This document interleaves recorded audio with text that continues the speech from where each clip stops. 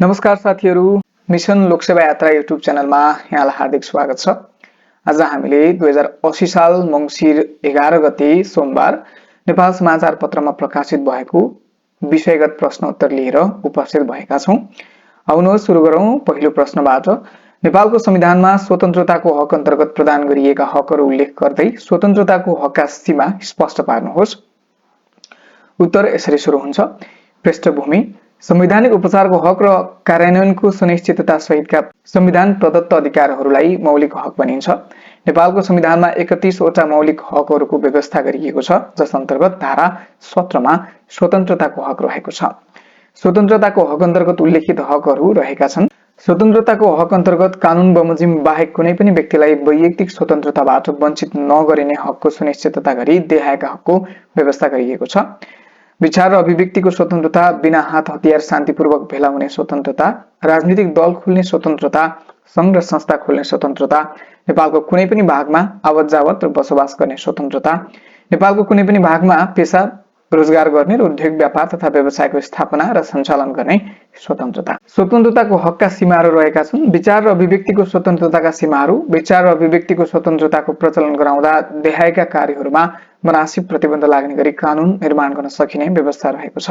नेपालको सार्वभौम सत्ता, भौगोलिक अखण्डता, राष्ट्रियता र स्वाधीनतामा खलल पार्ने अथवा पर्ने, संघीय इकाइ वा विभिन्न जात जाति धर्म सम्प्रदाय बीचको सुसम्बन्धमा खलल पर्ने, जातीय भेदभाव वा छुवाछुतलाई दुरोत्साहन गर्ने, श्रमप्रति अवहेलना गर्ने, गाली बेइज्जती, अदालतको अवहेलना हुने, अपराध गर्न दुरोत्साहन गर्ने र सार्वजनिक शिष्टाचार वा नैतिकतामा प्रतिकूल हुने, यी विषयहरू बाहेक अन्य कुराहरूको स्वतन्त्रताको हक उल्लेख गरिएको छ।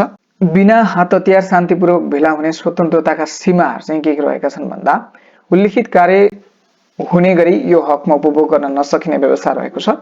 नेपालको सार्वभौम सत्ता, भौगोलिक अखण्डता, राष्ट्रियता र स्वाधीनता, संघीय इकाइ बीचको सुसम्बन्धमा खलल पर्ने, यसैगरी सार्वजनिक शान्ति र व्यवस्थामा खलल पर्ने विषयहरू सीमा रहेका छन्। यस्तै अर्को नम्बरमा रहेको छ राजनीतिक दल खोल्ने स्वतन्त्रताका सीमाहरू। देहायका कार्य गर्ने गरी राजनीतिक दल खोल्न नसकिने संवैधानिक व्यवस्था छ। नेपालको सार्वभौम सत्ता, भौगोलिक अखण्डता, राष्ट्रियता र स्वाधीनतामा खलल पर्ने, राष्ट्रको विरुद्ध जासुसी गर्ने, राष्ट्रिय गोपनीयता भङ्ग गर्ने, नेपालको सुरक्षामा आँच पुर्याउने गरी कुनै विदेशी राज्य, संगठन वा प्रतिनिधिलाई सहयोग गर्ने, राज्यद्रोह गर्ने, संघीय इकाइ बीचको सुसम्बन्धमा खलल पर्ने, जातीय वा साम्प्रदायिक विद्वेष फैलाउने, विभिन्न जात जाति धर्म र सम्प्रदाय बीचको सुसम्बन्धमा खलल पर्ने, केवल जाति, भाषा, धर्म, सम्प्रदाय वा लिङ्गको आधारमा कुनै राजनीतिक दलको सदस्यता प्राप्त गर्ने वा बन्देज लगाउने गरी राजनीतिक दल गठन गर्ने, नागरिकहरू बीच विभेद गर्ने गरी राजनीतिक दल गठन गर्ने, हिंसात्मक कार्य गर्न प्रोत्साहन गर्ने, सार्वजनिक नैतिकताको प्रतिकूल हुने, यी विषयहरू राजनीतिक दल खोल्ने स्वतन्त्रताका सीमाहरू रहेका छन्। यस्तै संघ र संस्था खोल्ने स्वतन्त्रताका सीमाहरू के रहेका छन् भन्ने कुराहरू देहायका कार्य गर्ने गरी संघ संस्था खोल्ने स्वतन्त्रताको उपभोग गर्न नसकिने व्यवस्था रहेको छ। सार्वभौम सत्ता, भौगोलिक अखण्डता, राष्ट्रियता र स्वाधीनतामा खलल पर्ने, राष्ट्र विरुद्ध जासुसी गर्ने वा राष्ट्रिय गोपनीयता भङ्ग गर्ने, नेपालको सुरक्षामा आँच पुर्याउने गरी कुनै विदेशी राज्य, संगठन वा प्रतिनिधिलाई सहयोग गर्ने वा राज्यद्रोह गर्ने, संघीय इकाइ बीचको सुसम्बन्धमा खलल पर्ने, यसैगरी जातीय वा साम्प्रदायिक विद्वेष फैलाउने वा विभिन्न जात जाति धर्म र सम्प्रदाय बीचको सुसम्बन्धमा खलल पर्ने, यसैगरी हिंसात्मक कार्य गर्न प्रोत्साहन गर्ने र सार्वजनिक नैतिकताको प्रतिकूल हुने। यस्तै मा रहेको छ नेपालको कुनै पनि भागमा आवत जावत र बसोबास गर्ने स्वतन्त्रताका सीमाहरू। यो स्वतन्त्रताको उपभोग गर्दा देहायका कार्य नगर्ने गरी गर्नुपर्दछ। सर्वसाधारण जनताको हित वा संघीय इकाइ बीचको सुसम्बन्धमा खलल पर्ने, विभिन्न जात जाति धर्म वा सम्प्रदायहरूका बीचको सुसम्बन्धमा खलल पर्ने, हिंसात्मक कार्य गर्ने वा त्यस्तो कार्य गर्न प्रोत्साहन गर्ने। यस्तै अर्को 6 नम्बरमा रहेको छ नेपालको कुनै पनि भागमा पेशा रोजगार गर्ने र उद्योग व्यापार तथा व्यवसायको स्थापना र सञ्चालन गर्ने स्वतन्त्रताका सीमाहरू रहेका छन्। देहायका कार्य नगर्ने गरी यो हकको प्रचलन गर्न सकिन्छ। संघीय इकाइ बीचको सुसम्बन्धमा खलल पुर्याउने कार्यमा रोक लगाउने, सर्वसाधारण जनताको सार्वजनिक स्वास्थ्य, शिष्टाचार वा नैतिकताको प्रतिकूल हुने कार्यमा रोक लगाउने, कुनै खास उद्योग व्यापार वा सेवा राज्यले मात्रै सञ्चालन गर्न पाउने, कुनै पेशा रोजगार उद्योग व्यापार वा व्यवसाय गर्नको लागि कुनै शर्त वा योग्यता तोक्ने। र अन्त्यमा निष्कर्षमा लेखिएको छ स्वतन्त्रताको हकको प्रयोग गर्दा नेपालको सार्वभौम सत्ता, भौगोलिक अखण्डता, राष्ट्रियता र स्वाधीनताका तथा संघीय इकाइ वा विभिन्न जात जाति धर्म सम्प्रदाय बीचको सुसम्बन्धमा खलल पर्नेतर्फ सजग सचेत र संवेदनशील भई गर्नुपर्दछ। यस्तै प्रश्न नम्बर 2 मा रहेको छ निशुल्क कानुनी सहायताको के महत्त्व रहेको छ। निशुल्क कानुनी सहायताको सन्दर्भमा वैतनिक वकिलको भूमिकाको चर्चा गर्दै निशुल्क कानुनी सहायता कार्यक्रमलाई प्रभावकारी बनाउन आवश्यक सुझावहरू प्रस्तुत गर्नुहोस्। पृष्ठभूमि रहेको छ न्यायमा सबैको पहुँच स्थापित गर्न कानुनी अधिकार हुन भएका असमर्थ पक्षलाई कुनै शुल्क नलिई उपलब्ध गराइने कानुनी सहायतालाई निशुल्क कानुनी सहायता भनिन्छ। कानुनी सहायता सम्बन्धी ऐन 2054 ले निशुल्क कानुनी सहायतालाई असमर्थ व्यक्तिलाई दिने कानुनी राय सल्लाह तथा असमर्थ व्यक्तिको तर्फबाट अदालतहरूमा गरिने बहस पैरवी, लेखापढी तथा कानुनी कार्यवाहीका सम्बन्धमा गरिने अन्य सेवाको रूपमा परिभाषित गरेको छ। निशुल्क कानुनी सहायताको महत्त्व देखाइ बमोजिम रहेको छ। न्यायमा पहुँच स्थापित गर्न, स्वच्छ सुनवाईको सिद्धान्तलाई मूर्त रूप दिन, पीडितलाई राज्यप्रति अपनत्वको भावना विकास गराउन, मौलिक हकको प्रभावकारी कार्यान्वयन गर्न सहयोग पुर्याउन, लोक कल्याणकारी राज्यको अवधारणा अनुरूप राज्य सञ्चालन गर्न, प्राकृतिक न्यायिक सिद्धान्त अनुरूप न्याय प्रदान गर्न, मुद्दामा पक्षको प्रतिनिधित्व सुनिश्चित गर्न, स्वतन्त्र र निष्पक्ष ढङ्गले न्याय सम्पादन गर्ने कार्यमा योगदान पुर्याउन, यस्तै वैतनिक वकिलको भूमिका देखाइ बमोजिम रहेको छ। निशुल्क रूपमा कानुनी लिखत तयार पार्ने, कारागारको भ्रमण गरी थुनुवा वा कैदीको तर्फबाट लिखित वा प्रतिरक्षाको काम गर्ने, प्रतिपक्षलाई कानुनी परामर्श दिने, मुद्दामा भएको काम कारबाही बारे पक्षलाई जानकारी गराउने, मेलमिलाप हुन सक्ने मुद्दामा मेलमिलापको लागि प्रेरित गर्ने। यस्तै निशुल्क कानुनी सहायतालाई प्रभावकारी बनाउने उपायहरू रहेका छन्। असमर्थ पक्षको पहिचानको आधारलाई व्यावहारिक र वैज्ञानिक बनाउने, स्थानीय तहमा नै कानुनी शिक्षा सचेतना तथा मनोसामाजिक परामर्श सेवा उपलब्ध गराउने, कानुनी सहायता सेवा प्रदायकको लागि आवश्यक पर्ने न्यूनतम योग्यता निर्धारण गरी क्षमता वृद्धि गर्ने, विषय विज्ञताको आधारमा सहायता उपलब्ध गराउने, समन्वयात्मक रूपमा एकीकृत कानुनी सहायता उपलब्ध गराउने, सरकारवालाहरूको प्रतिनिधित्व रहने गरी संस्थागत व्यवस्था गर्ने, निशुल्क कानुनी सहायतालाई स्थानीय न्यायिक समिति, अर्धन्यायिक निकाय तथा विवाद समाधानका वैकल्पिक संयन्त्रहरूमा समेत विस्तार गर्ने, मुद्दा मामिलाका सबै चरणहरूमा निशुल्क सहायता उपलब्ध गराउने, गैर सरकारी क्षेत्रले निशुल्क कानुनी सहायता उपलब्ध गराउने व्यवस्था गर्ने, छुट्टै कोषको व्यवस्था गर्ने, सेवा प्रदायकको आचार संहिताको तर्जुमा गरी कार्यान्वयन गर्ने, मुद्दाको अनुपातको आधारमा पर्याप्त संख्यामा वैतनिक वकिलको व्यवस्था गर्ने, कानुनी व्यवसायीहरूका सामाजिक उत्तरदायित्व वहन गर्न प्रेरित गर्ने, पक्षको उचित र प्रभावकारी प्रतिनिधित्व हुन नसकेको गुनासोको सम्बोधन गर्ने, संघीय प्रणालीमा गइसकेपछि सबै संघीय इकाइको जिम्मेवारी किटान गर्ने, समन्वय, सहकार्य, अनुगमन, मूल्याङ्कन र प्रतिवेदन प्रणालीको विकास गर्ने निष्कर्ष रहेको छ।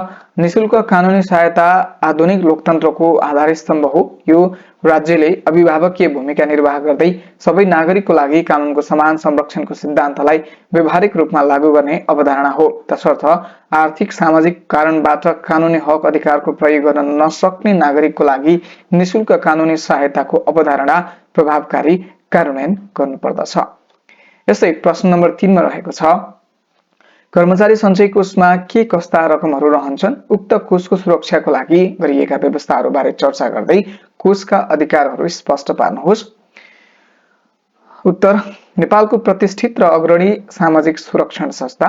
पृष्ठभूमि रहेको छ नेपाल सरकार संगठित संस्था, निजी संस्था तथा स्वरोजगारमा संलग्न व्यक्तिहरूको लागि सञ्चय कोष, निवृत्ति भरण कोष लगायतका सामाजिक सुरक्षा कोषको व्यवस्था गर्न कर्मचारी सञ्चय कोषको स्थापना भएको हो।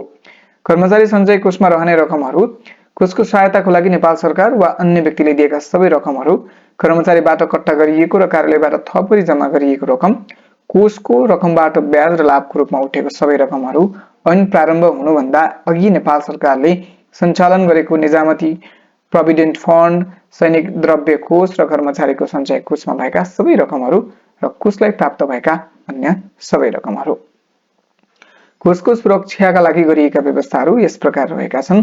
अंशेरहरू बीच अंश नलाग्ने, साहु महाजनको दावा नपुग्ने, सर्वस्व जायजात हुने लगायतका कुनै कसुरमा कर्मचारीको कोषको रकम हरण नहुने, सरकारी रकम कलम बाँकीले नपर्नेमा समेत कट्टी वा हरण नगरिने, आयकर बाहेक कुनै किसिमको कर नलाग्ने, कोषलाई बुझाउनु पर्ने कुनै रकम नबुझाएमा समय नागेको 35 दिनपछि धितो लेखिदिएको वा जेठा जमानीमा रहेको घर जग्गा वा कुनै पनि सम्पत्ति लिलाम बिक्री असुल उपर गर्न सक्ने, कुनै उद्योग धन्दा, संगठित संस्था र कर्मचारीलाई अचल सम्पत्तिको धितोमा ऋण वा सापटी दिँदा 5 वर्षभन्दा बढीको भाका राख्न सकिने, धितो वा जेठा जमानी लेखाइ लिएपछि त्यस्तो सम्पत्ति रोक्का हुने, लिलाम गर्नु परेमा 35 दिने म्याद दिई स्थानीय पत्रपत्रिकामा सूचना प्रकाशन गर्नुपर्ने। यस्तै कोषका अधिकारहरू यस प्रकार रहेका छन्। ऋणपत्रमा लगानी गर्ने, बैंकहरूको नगद प्रमाणपत्र मुद्दती डिपोजिटमा लगानी गर्ने, कुनै उद्योग धन्दा वा संगठित संस्थालाई ऋण दिने, बैंक तथा वित्तीय संस्थाको शेयरमा लगानी गर्ने, सहवित्तीयकरणको आधारमा संयुक्त रूपमा कर्जा दिने, डिबेन्चरमा लगानी गर्ने, ऊर्जा उत्पादन र प्रसारण, कृषि विकास, पर्यटन र ठूला पूर्वाधारको निर्माणको क्षेत्रमा शेयर लगानी गर्ने, सामूहिक लगानी कोष अर्थात् म्युचुअल फन्ड सञ्चालन गर्न कम्पनी वा संस्थाको स्थापना गर्ने, सामूहिक लगानी कोष म्युचुअल फन्ड सञ्चालन गर्ने, आवास परियोजना सञ्चालन गरी घर घडेरी सञ्चयकर्तालाई बिक्री वितरण गर्ने वा बहालमा दिने, शैक्षिक क्षेत्र, ऊर्जा उत्पादन, पर्यटन, कृषि विकास लगायतका क्षेत्रमा सम्भाव्यता अध्ययन गरी लगानी गर्ने, कोषको स्वामित्वमा रहेका घर घडेरी बिक्री वितरण गर्ने, कोषको स्वामित्वमा रहेको जग्गामा भवनहरू निर्माण गरी बहालमा दिने, उपयुक्त क्षेत्रमा धितो वा जमानी लिई लगानी गर्ने, कर्मचारीहरू वा स्वरोजगारमा संलग्न व्यक्तिलाई सापटी दिने, सामाजिक सुरक्षा वा कल्याणकारी कार्य गर्ने। निष्कर्ष रहेको छ, छरिएर रहेको वित्तीय स्रोतलाई एकीकृत गरी राष्ट्रिय पुँजीको निर्माण गर्ने, कोषमा जम्मा भएको रकमलाई वित्तीय स्रोतलाई पूर्वाधार विकासको क्षेत्रमा प्रयोग गर्ने, निष्क्रिय रूपमा रहेको वित्तीय स्रोतलाई चलायमान बनाउने तथा सञ्चयकर्तालाई उपयुक्त प्रतिफल प्रदान गर्ने कार्यमा सफलता प्राप्त गर्न निश्चित कार्यक्रम तर्जुमा गरी अगाडि बढ्न उपयुक्त देखिन्छ। यस्तै प्रश्न नम्बर 4 मा रहेको छ, कर्मचारी सञ्चय कोषको कार्यक्षेत्र उल्लेख गर्दै कर्मचारी सञ्चय कोषका सेवा प्रवाहलाई सञ्चयकर्ता मैत्री बनाउन सुधार गर्नुपर्ने विषयहरूको चर्चा गर्नुहोस्। यसमा टाइटलमा लेखिएको छ, सामाजिक सुरक्षाको क्षेत्रमा आस्था, आशा र विश्वासको धरोहर। पृष्ठभूमि, कोषको कार्यक्षेत्र र दायरामा भएको विस्तार हुँदै गएको देखिन्छ। प्रत्येक वर्ष बढ्दै जाने दीर्घकालीन वित्तीय स्रोतको उपयोग उत्पादनमूलक क्षेत्रमा वृद्धि गर्न, सञ्चयकर्ता सापटीलाई उद्देश्यमूलक बनाउन, तरलतालाई निश्चित सीमामा राख्न, लगानीको प्रतिफल वृद्धि गर्न, असुलीलाई प्रभावकारी बनाउन र समग्र जोखिम न्यूनीकरण गर्न कोषले समय सापेक्ष आफ्ना कमजोरीहरू सुधार गर्नुपर्ने देखिन्छ।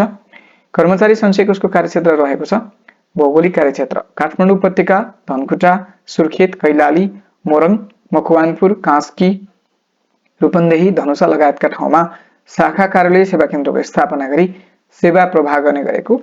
सेवाग्राहीका आधारमा कार्यक्षेत्र रहेको छ। कोषका सबै सञ्चयकर्ताहरू कोषको कार्यक्षेत्रमा पर्दछन्। हाल देहाएका व्यक्तिहरू सञ्चयकर्ताको रूपमा रहेका छन्। निजामती तथा सरकारी कर्मचारी, सुरक्षा निकाय, सङ्गठित संस्थाका कर्मचारी, निजी क्षेत्रमा कार्यरत कर्मचारी, स्वरोजगारमा संलग्न व्यक्तिहरू।